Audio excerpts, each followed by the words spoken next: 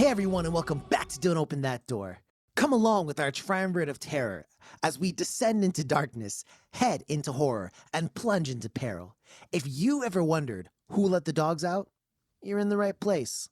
I'm Justin, and I'm the haunted Hubu Humu Nuku Nuku Apua'a. My dude, you're a fish? Well, yeah, haunted animals. You did study underwater philosophy. I did. Oh, so then what's the whole deal with this thing? What's its views on, utilitarianism and Kant? I think it'd be good for everyone for you to say your role. Oh, Yeah, well, You get I'm that? You Nico, get that? and I'm a werewolf. oh, boo, boo, boo on Are you. you changing? I'm changing. Well, I'm Dan, and it's university, dear Watson. Oh, Okay. the next level up. The next level up. And in case you haven't seen the other two episodes this month, Nico, what are we doing? What's our theme for this month, this Halloween month, as it was? So again, we are taking a look at some really low budget DIY home improvement type deals that you can get inspired by, do in your own homes, and, have a lot of fun with, especially with hammers. And by that, of course, he means we're looking at Hammer horror films. Dan, what is the movie of choice for this night's frights? This night's Frights Choice Award goes to... Say that 10 times fast. That was actually kind of hard. Goes to The Hound of Baskerville. Ooh, Rough, y'all. contentious already. Contentious like Dan's upstairs goddamn neighbor right now. For the true title is The Hound of the Oh, my Baskervilles. bad. The Hound of the Baskervilles. Trixie, my hobbits, Trixie indeed. Well, if you've watched any Hammer horror films, you know how this is about to go. So this was directed by Terence Fisher, starring Peter Cushing as Sherlock Holmes, Christopher Lee as Henry Baskerville, Andre Morell as Dr. Watson, Marla Landy as Cecile Stapleton, and Francis the Wolf as Richard Mortimer. That's not a rap name. That's his actual name. Though that would also be a pretty sick name, I ain't gonna lie. Right? So we open with Dr. Mortimer. I'm sorry, I didn't realize he was a doctor. I should have introduced him by his title better. Describing the legend, the curse of the Baskervilles, including Hound, a family of nobles located in Dartmoor, England, to Dr. Watson and Sherlock Holmes. Now, Holmes doesn't put too much stock in superstition, and he asks Mortimer, yo, why'd you really come to my house? Mortimer then discloses the odd death of Charles Baskerville out on the moors near his house. It was mad odd circumstances. He then says that Charles's nephew, Henry, is actually inheriting the estate and he's coming through to London, so the detective should meet him. And Holmes kind of agrees to do so. So what happens next, Dan? Well, the next day, Holmes and Watson, with Mortimer in tow, Dr. Mortimer, Doctor, thank you. Say his name. link up with Henry. He's a dapper fellow, but the meeting is soon interrupted by a poisonous spider that appears on Henry's shoulder. Holmes thinks really quickly and just kind of splats the spider, which doesn't take a whole lot of thinking, but he saves Henry. The pair are asked to come down to Baskerville Hall, but Holmes says that he's got some other shit to do and sends Watson instead. Well, Nico, I'd say you're the Watson of this triumvirate, so what happens next? Sure, why not? So Watson and I guess metaphorically, head down and meet up with Bishop Franklin, a local entomologist, man who studies insects, and a local farmer named Stapleton. He also runs into a local girl, Cecile, who turned out to be Stapleton's daughter, and he then falls into some quick mud, Yeah, man. kind of like quicksand, but in the mud. Yeah. Yeah, you get it. But he is rescued by Stapleton. He also receives a note from Holmes saying, do not let Henry out on the moors at night by himself under any means, or just don't allow him out at all by himself. And that night, Watson sees a light out on the moors and tells Mortimer to watch over Henry. To his surprise, though, he runs into Holmes, who says he's been out there finding clues and whatnot. Well, jolly good, my good fellow. Jolly good. Jolly good, mate! So the pair find a corpse and literally don't check, so they just assume it's Henry. And they are all sad and whatnot and say they're going to avenge That's a him. good fucking point. Yeah. I actually hadn't thought about that. Yeah. So they're all sad and shit, and they say, like, they're definitely gonna avenge him. And they go back to his house, and he's okay. It turns out it was an escaped convict wearing Henry's clothes, because there was this whole little subplot. Music. where his sister was like the housekeeper and gave him some clothes. It was a whole deal, but irrelevant. And they're not nearly as pressed to avenge this convict. So Henry then kind of meets up with Cecile and she kisses him, which kind of enraptures Henry. They go for this whole thing where like she's from Spain, so she's like kind of almost exotic to the British nobleman. And yeah, that's the thing. So Holmes It was the then links 50s, up you see. with Bishop Franklin. So he's both a clergyman and an insectologist. And Bishop Franklin admits that the zoo lent him this mad poisonous spider that has kind of just gone missing. So unfortunately, it turns out that like Holmes literally splatted the zoo spider. Oh. But what you gonna do about it? What happens next, Nico? So Holmes then tries to explore an abandoned mine in which he goes hunting for clues about the Hound of the Baskervilles, and he's almost killed in a cave-in. Luckily, he manages to escape against all odds, and Henry goes to Cecile's shack, and the two share a small, touching moment together. Cecile's pops, Stapleton, then shows up and invites Henry to dinner, which he accepts. And back at Baskerville Hall now, Henry tells an injured Holmes and Watson that they were invited to dinner. But Holmes is purposely rude and kind of a jackass so that Henry will go alone by himself. And so he does. He pops over to an abandoned location for a moment with Cecile, but things don't quite go as planned. Well, in case y'all were wondering how this mystery is going to pan out, I turned to the Sherlock Holmes of this podcast, Dan. Dan, I need you to explain what's been going on here. Because Aren't you the dude who finds motherfuckers? There's been far too much malarkey here, Dan, and I need you to clear it up. You're totally the Sherlock of this group, bro. Don't even fucking front. Well, elementary, my dear Justin. Okay. Because as it turns out, Sure. Cecile and her father are also legitimate descendants of the Baskerville bloodline. And if they manage to kill Henry, they stand to inherit the inheritance. Stapleton shows up and sicks the Hound on Henry, because the Hound is real, even though we haven't mentioned it yet. There is a Hound. So Stapleton shows up and sicks the Hound on Henry, but Holmes and Watson are on the scene and they start blasting. They shoot the dog. They shoot Stapleton. I'm pretty sure they shoot a couple other things, but they don't shoot Cecile. No. However, she does fall into some cook mud and they watch her drown, which is pretty cold-hearted if you ask me. Yeah. Anyways, Henry is saved and the case is once again cracked by Sherlock Holmes. The end. Brilliant, I think Dan. it's kind of less cracked, more of just like he was there when it all happened. Yeah, kind of. I want you to keep something in mind. They could have not done any detecting. And literally, they could have just shown up right there at the end and just started blasting and they would have solved the whole mystery still. Yo, for real. Like, it wouldn't have mattered at the end of the day. They still would have solved the mystery. Also, speaking of things that we didn't mention at this point, the poisonous spider was a tarantula, and those are harmless. Also, things we didn't mention. So there's this whole kind of thing about like a ritualistic killing and everything else like that that's been going down, which never really gets explained as to why they like ritualistically kill people. Like they gruesomely slash them up and stuff when they really have an awesome, convenient way to get rid of dead bodies, which is to toss them in the quick mud. Yeah. Yeah. Yeah, right? Like they would have totally not left any clues if that was the case. Anyhow, Well, they're not as smart as Sherlock Holmes, so fair enough. Fair enough. You are right about would've that. Sure Sherlock would've Holmes, thought of who that. doesn't look at a dead body when it's right in front of him. well, don't worry about it. Well, there was some quick mud in the way, right? Not at that He was point. wearing the right clothes. Yeah, true enough. True enough. And that's all that matters, right? Yeah. Well, I do have to know, Dan, how's this movie look? I think it looks pretty good. Mm-hmm. The part that I don't like is the mask that they put on the dog. I thought looked stupid. It looks really fucking dumb. That dog just looked fucked up and like not really scary. I thought the dog had like mange or something when I saw the mask. Yeah, I thought it was like leprosy edition or some shit.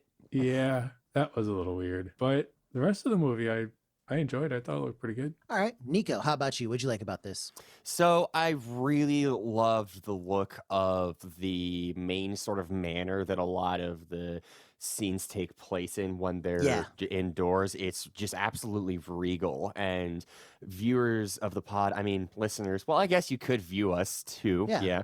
Yeah. We can be viewed. True, facts. Fans of the pod who will remember we did Horror of Dracula will be happy to hear that it is, what was it, the same set or part of the same set Yeah. for that manner that they used between the two films. And I mean, frankly, I'm about it. That movie looked rad as hell when it was in those scenes, and this one does too. The only thing that I will say is that the times when they're in the Myers, Moors, whatever you want to call them, they're kind of bland looking. And the other thing, and this is just, up to the fact that it was in the 50s, was some of the shots when they're at nighttime have some like really weird lighting with how we think about it now, where it's easier to get darker shots, whereas they took just like regular scene shot clearly during the day and just like up the darkness factor a little bit. And I don't know that necessarily has aged well, but everything else I think in this movie did age very well. Yeah, I mean, I generally like the way that this movie looks also. My thing that I really like about it is I'm appreciative of like the different kind of sets and scenes, because I did feel like I was going along with the mystery. Like it had all the different, things going on really. And that's pretty much what I got to say about the sights. Now, as far as the sounds go, I feel like this is just kind of in tune with all the other Hammer stuff that we reviewed. Yeah. It kind of, it has appropriate music for the beats. And these are real classic films in that I don't think you're really going to get away from having things be, I don't want to say classic again, but like there's a reason why these are considered to be classics. Like a lot of the beats and a lot of the tunes they hit are kind of standard. You know what I mean? So that's what I felt about a lot of it. Now, the only other thing I'll add is the dialogue. Holmes is kind of a snappy motherfucker sometimes. Yeah. And he's got the quick rye post for anyone who wants it. But Dan, I do want to hear your thoughts on it. The sound, that is. I actually like the soundtrack quite a bit. Speaking of Dracula, it was also used in some of the songs or pieces were used in that as well. Huh. I enjoyed both movies' scores, but this one, there was a really cool, I can't remember at what point, but there was like a mystery horror sort of theme kind of going on that was really cool with like stringed instruments. That sounded really cool. But overall, I really enjoyed the soundtrack. All right. Nico, how about you? Yeah, I've got nothing to add. I really enjoyed it. Well, then I'll put this forth into the room and see how it percolates. So this is another one that's kind of like a mystery horror combination. The two genres are oftentimes, bedfellows. So I ask now, how does this do as a combo mystery horror? Is it like good, kind of like combo KFC Taco Bell, or kind of shitty, like, I don't know, combo urinal sink? That's not shitty at all, actually. That's pissy. Because Well, way to piss on my parade. Yeah. But at least you didn't piss on my hospitality. Yeah. So, Yo, hold on, pause. Talk about dumb fucking combinations. I live next to a little like supermarket or whatever where there's 2 Pizza Huts I within saw your walking video, distance. you fucking social media star. I saw the video. Why are there 2 Pizza Huts within like literally 100 feet of each other? That's why. No, this is Pizza Hut. I'm mad. Anyway, Pizza Village now. yeah, I don't fucking know, man. Anyway, I don't think this works as a horror movie. Really? I think this is just straight up mystery, like a crime thriller. When I was watching this, like there was never a moment where I was like, oh yeah, this is scary, or that it really fit into the playbook of a lot of tropes in the genre. It just felt like a well-produced crime thriller kind of thing. Objection! Do. You said earlier that you are scared of insects, so you would be scared of the spider. There is one scene where you would have been scared. Oh, I would have, but I wasn't while I was watching it, is what I'm saying. Why you gotta do me like that? But no, for real. That's for real. just in any movie with insects is apparently a horror movie. Hey, listen, for That Nico, one it might episode of be. SpongeBob, though, with the fucking butterfly, that shit was terrifying. You know what I'm talking about. I'll say this. I actually found it to be while it was never going to be, on the same level of like The Conjuring or something like that in terms of horror, I found there to be some mildly horrific scenes, particularly out the scene where they go out on the moors at night. They're out here finding, like bodies that have been gruesomely decapitated. That we don't ever really see. No. Right. Sensitive eyes. But sometimes the thought can be scarier than the view. So, I mean, yeah, that is something that's plausible, but I don't think that it was accomplished in this very well then. I mean, don't get me wrong. I feel like it is very mysterious. Oh, for sure. It's mysterious as hell. And they dash in some horror. But now I got to turn to you, Dan. What's really good with the combo here? I agree with your last statement. I think it's very mysterious with a dash of horror. I don't think it's like an even 50-50 or anything, but maybe like 70-30, 75-25, somewhere around there. I'd say like 90-10. So it's kind of like it's almost kind of like the mac and cheese of horror then. What? Is it? Because you got to have like 75% cheese, like 25% fucking butter. Is that? See, I'm sure you're trolling, but being lactose intolerant, I don't eat mac and cheese. So Bruh, you could down some mac and cheese with some fucking the oat milk. ratio is. Mac and cheese with the oat milk, bro. That actually might be not bad. Cheese? Okay, cheese. If a man talking about the cheese. I mean, Hey, cheese bruh. is dairy. For a long time, quick deep lore about Justin. There's this cheese, and I always grew up calling it Trinidad cheese. Because of where you had it, sure. All of the cheese I have is Virginia cheese. Tell me how wild this is. So apparently, some of that cheese is apparently fucking imported from New Zealand. Bruh. I want to know how this connection happened. But it is actually what game of Civ happened where those two were allies? All I want to know is there has to be some type of audience, write into us so my boy Dan can get him some lactose-free cheese. Fucking mac and cheese. And I don't want it. bonus points if you can make it lactose-free and gluten-free so my boys Nico and Dan can have it simultaneously. Bonus points If it's from Trinidad. if it's from Trinidad, and you can have all three together. I will say that I've seen a lot of recipes that actually look pretty good where they use stuff like pecans and almonds ground really fine and just emulsified to make a sort of cheese sauce. So what could end up happening, Dan, is that you could have some of the cheese nuts. Well, while you did get him, That was good. Thank you. That was pretty good. I do That was want well done. you to get me an answer to this now. I was not expecting that. I'm proud of that one. So Nico's joke was fire, but the reception to this movie was actually kind of lukewarm, bordering on people not liking it. One thing they didn't like was that this was a Hammer flick where there was no monster. So do you think that this kind of holds up in the pantheon of Hammer stuff we've seen so far? Lacking a monster at all? See, I'm torn because I get it. Like, I like this movie. It's a good movie, but with what we've been watching recently and, our whole fucking shtick watching scary movies, I feel like they really underutilized the dog, even as silly as it was. I think it would have been more enjoyable if it appeared more often. And I know that's not necessarily accurate to the book. I can't speak on that because I haven't read it, but I think that was a little bit of a missed opportunity, but it does still, like I said, hold up as a film very well. All right. Dan, how about you? You agree? Yeah, for the most part. I mean, I'm kind of torn too because you're right. To me, when I think of Hammer horror, I think of like the monster flicks. Yes. And this is not that, but I really enjoyed it. I thought it was really well done. So I don't think they did it like a disservice or anything.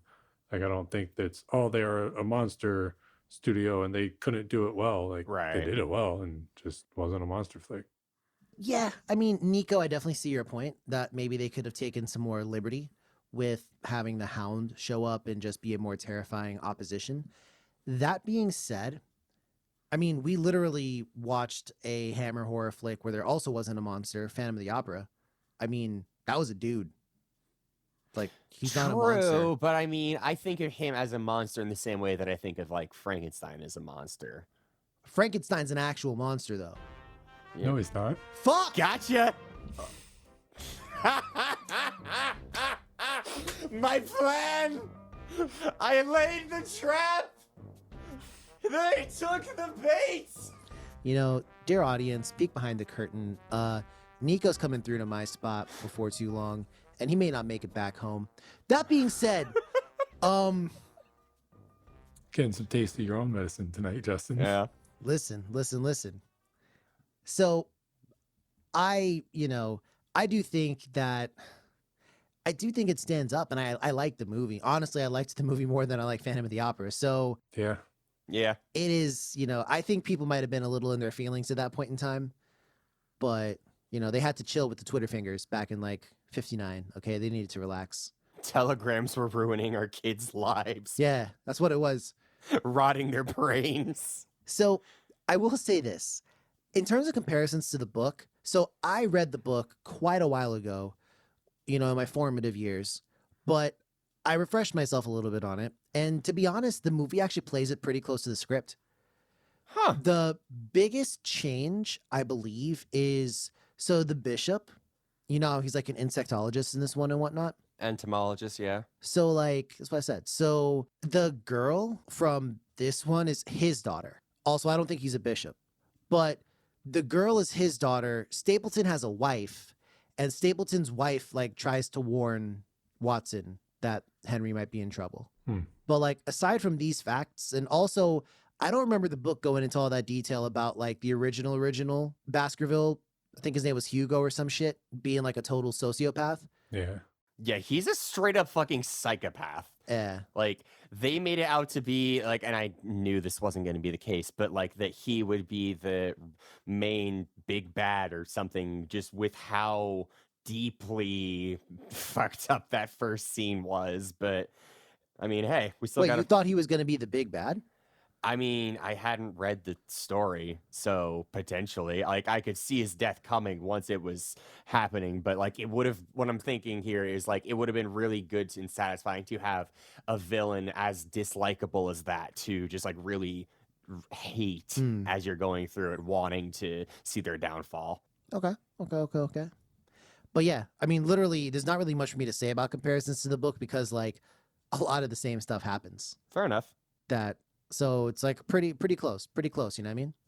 Now, Nico, I guess I should ask you this. After the opening 10 minutes in which said character dies, did you have any idea about who the true villains were before the reveal? Did you know that it was Stapleton and his daughter kind of setting the trap? No, I definitely didn't know. I have read, like, little bits and excerpts, like, specifically about this story because it's so famous, just given my profession, but, like, I don't really have as deep of a knowledge about Sherlock Holmes as I feel like I probably should, honestly. But I thought that it was well written, and I thought that, to the actors' credit, they pulled off a lot of scenes with some really great chemistry. Yeah. I mean, I'm very familiar with this stuff. It's just like home to me. Yeah. So I want to know, Dan, I mean, you being the Sherlock Holmes of our group, surely you knew, like, what was going down with the villains, right? I figured it out when Henry shows up to Stapleton and Cecilia's place. Cecile. Yes. I think Cecile I will yeah. say that she and Christopher Lee had, like, no chemistry. Agreed. But I figured out when he showed up there and they're making out and Stapleton comes in. Making out. Can I say that's the most yeah. old school movie making out ever, where they Yeah. just kind of like smush their faces and just rub repeatedly? Yeah. It's like, yo. Yeah. Parts of it was like a mama bird trying to feed its young. Which can be okay, but, It was okay for good old Mr. Lee. like someone ever like take a sip of a smoothie, but I really want that smoothie. Anyways, moving on. Wow. What a comparison. Wow. I got nothing. Anyways, Stapleton just kind of walks in and just doesn't say shit about Christopher Lee taking her smoothie or anything. No, he thought he was going to get the smoothie later on that night, but it didn't happen that way, of course. Now I feel like you're changing your metaphor. What the fuck is a smoothie now? I'm having trouble keeping up with the lore we've established. Don't worry about that, okay? What I am going to say is, obviously, I couldn't really play this game because I already knew who the bad, characters were in this one. But I will say that perhaps looking back on it now, it was just a well-laid trap that Cecile ran away from Watson the way she did, leading him into the mire bog where he could be killed. And maybe then, her father thought, oh, that's a bit hot. You know what I mean? Like, can't have him die right now. So he saved him because real talk, she left him to die. Mm-hmm. Yeah. Like, she was like running away down the road. Yeah. And I don't want to criticize too much because I don't know anything about her at all as like a person, but her, Or a fictional character. well, I'm talking about from the acting standpoint. Her acting to me often fell kind of wooden, like telling me this like backstory about how like your heart is in Spain, but like your mom was in Spain and then she died in Spain and then you came to England and now you're in Spain without the S. Like, what's really going on here, bro? Like, I really want to know. Fuck. And that was kind of as much minus the joke. That was like the same demeanor that she spoke that into. Yeah. And I'm just Same like, affect. yo, like what's really going on? But like weird note, but like I think in the book, Henry was coming from like Canada. They randomly changed it to Johannesburg, which I'm not sure why, but they did. And that aside, Henry like immediately sims for this chick. Like he sees her and he's like, "Oh my God, she's so forward and She's exotic really and lovely." pretty. Don't get us wrong. She is pretty. Don't get me wrong, but like, you are the fucking Lord of Baskervilles, bruh. Like, come on, man. You don't want to weigh out your options first? I must see you. And she like kisses him with like the flattest kiss ever. I don't even know if you could call that a kiss, bruh. Like, I was in the gym today and I accidentally knocked myself with a fucking barbell. That was more of a kiss Yeah. than what this chick did. I didn't touch it with my mouth, of course. That'd be fucking disgusting. But you know what I mean.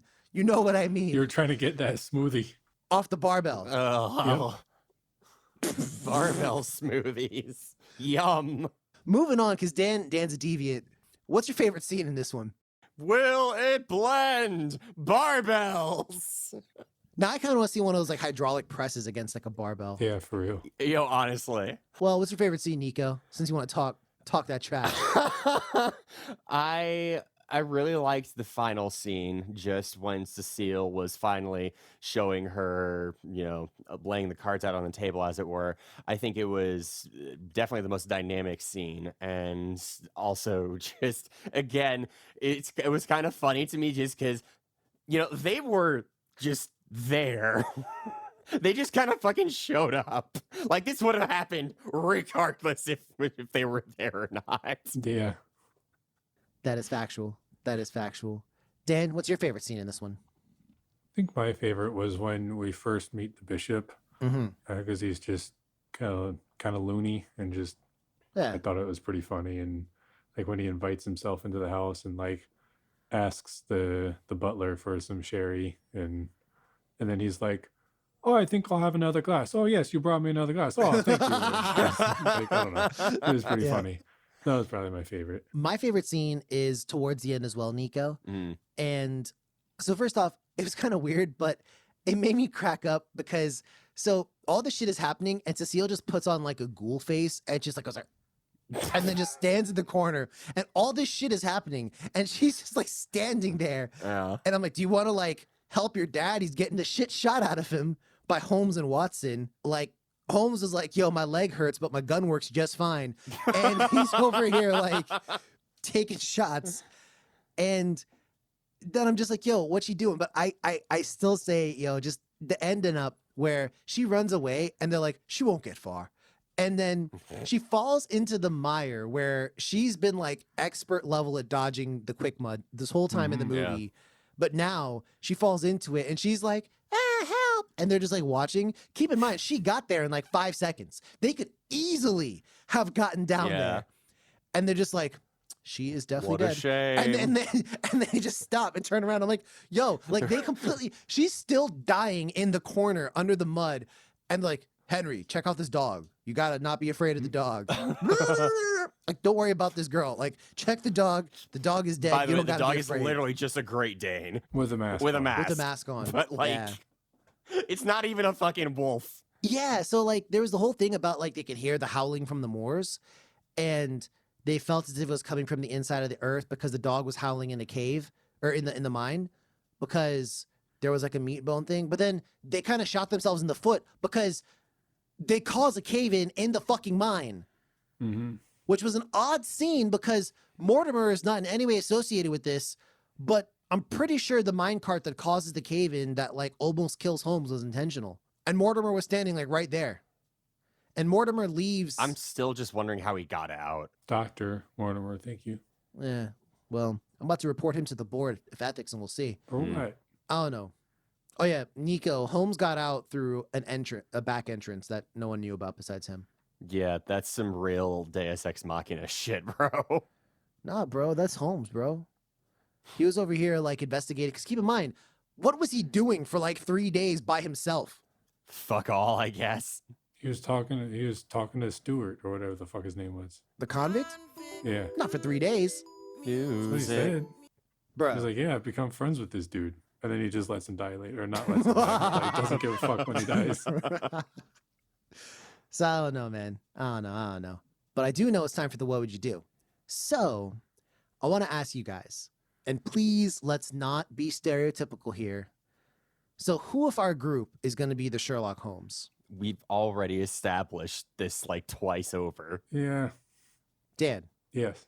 All right. I fucking So- guess. Apparently. So as Dan- per the lore. Dan, you're the Sherlock Holmes of this group, and Nico and I are going to be the Watsons. You got like 2 Watsons for the price of 1. All right. So Nice. we all head down here to, you know, the moors, and No, I'm Watson. You're Moriarty. I am not Moriarty, bro. I would never do anything evil.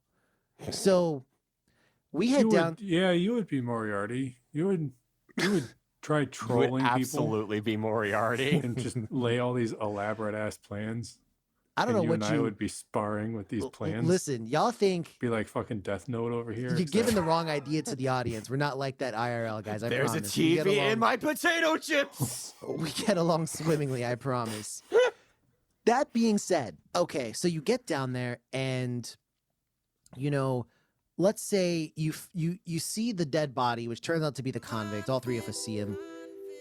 Music. At what point in time, like, what's your thought process up to that point in the movie?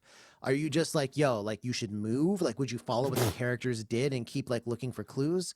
Call the police? Like, what would you do? I feel like I wouldn't even fucking bother.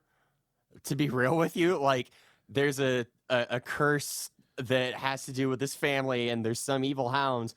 Damn, yo, that sucks. Sorry, bro. Like, I would sure investigate it a little bit, yeah, and I would like look for clues, but I'm not.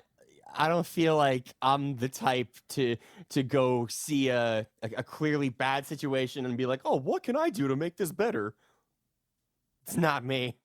Whoa, way to be that guy. That's why you're not Sherlock Holmes. Dan, Yeah. so, you know, like, you know that there's clearly some fuckery going on and someone's trying to kill Henry I would give him a milk bone. That's what I would do. because his clothes were killed. So what are you going to do? Like, is there anything you could think of outside the box that you might do for Henry? Maybe you could take someone's skin like they did in Hellraiser 2 instead, and you could, I don't know. I was just thinking about the clothes and how that didn't make any fucking sense. And neither did that. Or you could do like in Pedagore and wear the skin as I was clothes. thinking of that too, yeah. Damn, shout outs to Impetigore. I would probably just be like, yo, just stay home for a little bit. Don't Like, leave. stay inside, watch some TV, you know, Have some absinthe. read a book, Well, that's fair. some sherry. Yeah. Bruh, all they do is drink sherry in this movie. So, also, now fast forwarding here, we get to the end, and Holmes and we have kind of figured out who the bad guys are. We just need to prove who they are. Holmes lets him go by himself to get kind of abducted, and then they shoot everyone up. What's your plan? How are you going to do things different? Not that. What would you do? I feel like I would just, once I found out the clues, like corner them in the hallway, be like, all right, so look, we got you. Are we gonna be cool about this, or do we gotta do this the hard way? Man, you suck, Nico. Dan, I know you got a much better idea. Well, I wouldn't send Henry out to potentially die. Yeah, I know. mean, that was yeah. the I kill. kind of got hired to like protect him and his stuff. Like, I know why they did it, Some but fucking 5D chess over here. yeah, I would probably just tell him, be like, hey, look, these are the bad guys. I think they're about to kill you. Dress me up like Sherlock Holmes or like you, and then I'll go out and That's true. then I'll start shooting them. Okay, I see you. You know what I would have done? I would have faked the death of Henry. Mhm. Like, I would have had it like appear that he was killed. And then they would have been like, haha, like we're the ones who like whatever. And then, nope, Henry's alive. You motherfucker. So With that pause in there. so yeah, there you go. See? That's Classic Moriarty movie. that's what I would do. That's what I would do. But now, speaking of detectives and trolls, it's time for the critic review. What do you think this has from the critics? I'll set the scene. It's 1959. It's a mystery horror thriller, an hour 27 minutes long. The Hound of the Baskervilles, often erroneously referred to as the Hound of Baskervilles, the Hound of Baskerville. Hound of Baskerville. I'm probably gonna call it one of those like soon after this recording. I'm gonna be real with you. I don't know though. The Pupper Who Pounced. Yeah, all. Yeah, there were like 30 of them shits. That sounds like a fucking tavern, bro. The Pouncing Pupper. Yeah, it kind of does. I'm gonna guess. I really don't know because they, like y'all said, it was not well received. Apparently, I guess at first, but Well, keep on. These are modern critics. We don't have the critics from the 60s on this. true. Okay. Then I'm gonna guess 84. Dan, I'm gonna say where does your dog kennel? What's a verb? Yeah. 75. Well, as a surprise to no one, Nico wins. Damn it. This movie has a 94% Wow. from critics Jesus on Rotten Christ. Tomatoes. That's how much people liked it. I know it's an aggregator, just fuck you. Audience was a little more in line with you, Dan, 73%. So just give me your scores now. What score do you think this movie deserves? And how much did you like it? I'm gonna give it a 75. I liked it. I think it could have been perhaps a little bit, more horrific, but I can't go back in time or whatever. But Well, I I can. still had fun with it and liked the characters, and the mystery was really entertaining. All right. Dan. Yeah, I enjoyed it. I thought it was a great movie. I liked a lot of the dialogue. I'm gonna say 80. Well, Dan, I'm actually right there with you. Yeah? It's an 80 from me as well. I liked it. I think it's actually quite a solid interpretation of the source material. Like, this is something that if you were to say, like, read this in school or something like that, like, this is a very appropriate movie. I could totally watch this with my students. Yeah, like, this is something, like, very appropriate that I feel like you could Shit, I watch, and might it do that. captures the essence of the film and everything else going on. So that's what I'm gonna say. Now it's time for the recommendation, though. Do you recommend this movie? Yeah. Because keep in mind, right? Keep in mind, people are looking for movies to watch, especially now, holiday season and all that.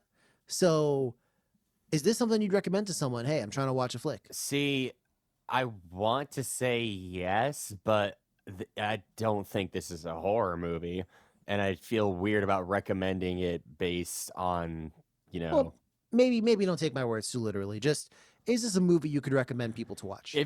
just like in general, yes, Yeah. but like I don't know that I would recommend this for like a scary movie night or anything. That's fair. But it is Yeah. still a recommendary movie. Yeah. That's fair. I would definitely be recommending this. All right. I'm in agreement with both of you. I feel the same way. So I think we're pretty much recommend done. And now I'm going to assume based on our comments that this doesn't get the golden seal. Nah. No. Fair play. I wasn't going to give it that either. Well, if you like what you've heard, or if you want to kind of give a dog a bone, hit us up on social media. We're on Twitter and Instagram at DOTD Horror. We're also on Facebook. That's Don't Open That Door. Plus, you can check everything we've done on our website, which is, of course, dotdhorror.com. Until then, stay safe, take care of one another, and as always, dear listener, don't open that door. Bye.